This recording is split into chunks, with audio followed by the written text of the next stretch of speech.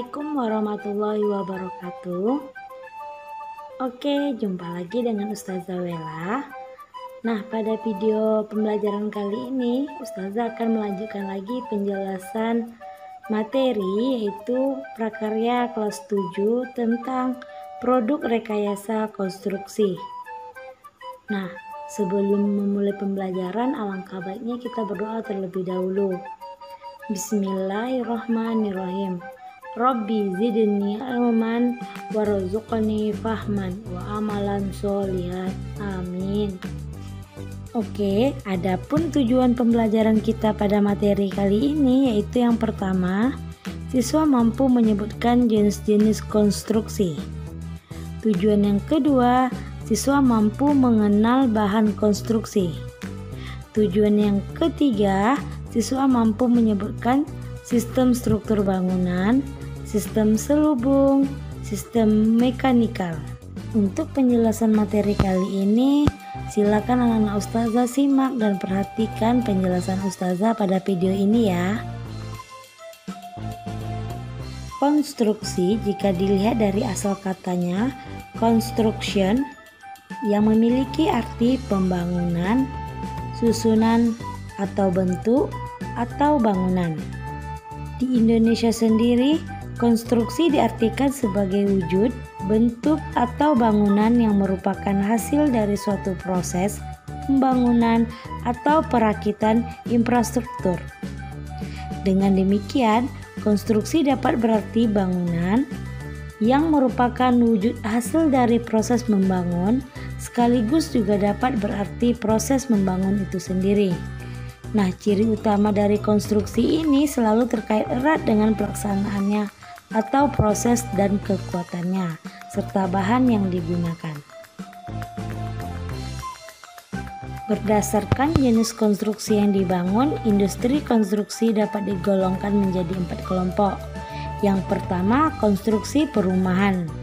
Contohnya, rumah tinggal, apartemen, dan kondominium. Yang kedua, konstruksi gedung atau komersial. Contohnya, bangunan universitas, bioskop, perkantoran, mal, hotel, dan lain sebagainya. Yang ketiga yaitu konstruksi industri. Contohnya, pabrik kimia, pabrik makanan, dan pabrik mobil. Yang keempat yaitu konstruksi berat dan jalan raya. Contohnya, pembangkit listrik, bendungan, jalan raya, dan jembatan. Selanjutnya, berdasarkan fungsinya, bangunan konstruksi dikelompokkan menjadi 4 jenis. Jenis yang pertama, bangunan gedung, yaitu kantor, rumah sakit, hotel, dan rumah. Yang kedua yaitu bangunan transportasi, yaitu jalan, jembatan, rel kereta api, terminal, pelabuhan, dan bandara. Jenis yang ketiga, bangunan air, yaitu bendungan, saluran irigasi, dan gorong-gorong. Selanjutnya, jenis yang keempat, bangunan khusus, yaitu anjungan lepas pantai, menara jaringan listrik, menara pemancar radio, dan televisi. Nah, selanjutnya kita bahas tentang mengenal bahan konstruksi. Bahan bangunan dapat berupa bahan alam, bahan yang diproses, atau bahan sintetik. Bahan alam merupakan bahan bangunan yang berasal dari alam dan langsung digunakan tanpa melalui proses lain. Contoh dari bahan alam itu sendiri adalah tanah dan batu. Selain dari bahan alam, terdapat pula bahan yang diproses dan bahan sintetik. Bahan yang diproses adalah bahan yang berasal dari alam yang dalam penggunaannya melalui proses.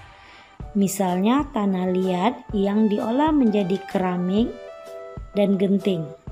Sedangkan bahan sintetik adalah bahan yang dibuat di pabrik melalui proses tertentu, misalnya bahan PVC yang banyak digunakan untuk memproduksi pipa.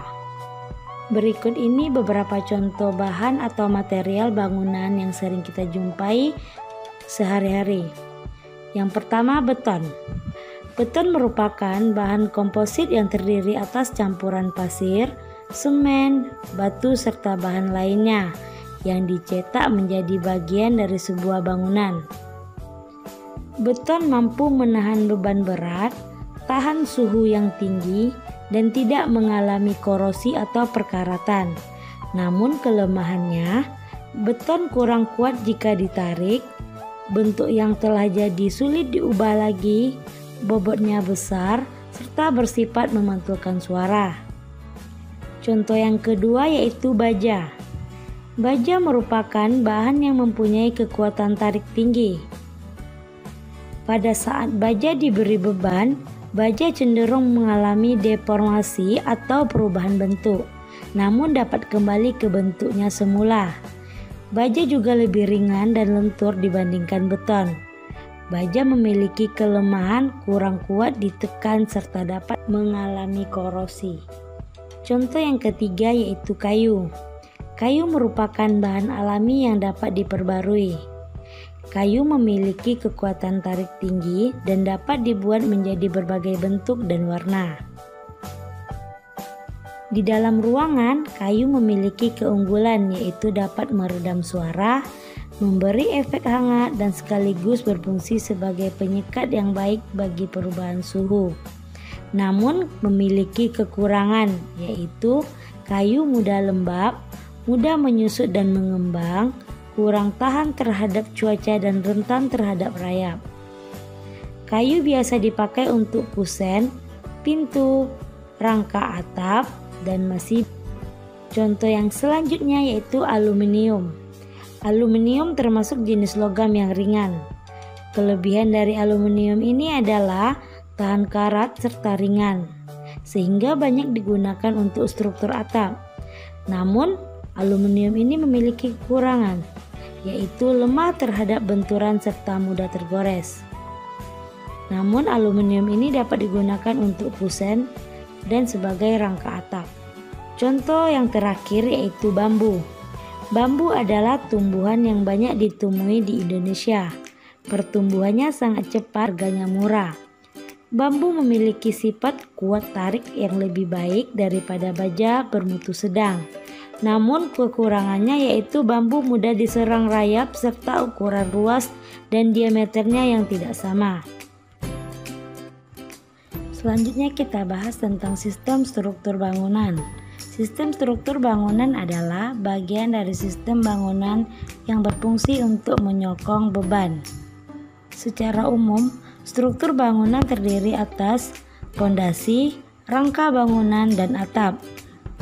Pondasi terletak di bagian paling bawah, yang berfungsi mendukung seluruh beban bangunan dan meneruskannya ke tanah di bawahnya.